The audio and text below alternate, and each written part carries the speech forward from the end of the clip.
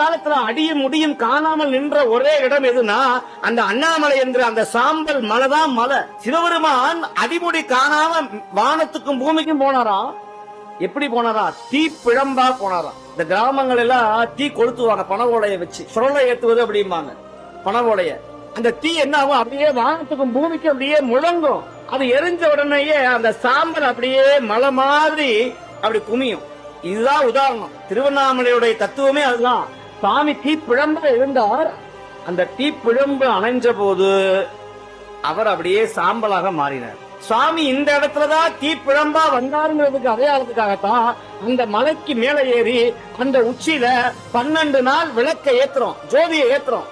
என்ன அர்த்தம்னா, இது இந்த இடத்துல வேண்டாம், எத்தனையோ கோடி ஆண்டுகள் உலகம் தோன்றுவதற்கு முன்பதாக இந்த இடத்துலதான் சுவாமி அக்னி பிழம்பாக நின்றான்னு காட்டுவதற்கான ஒரு குறி, அடையாளம். என்னைக்குமே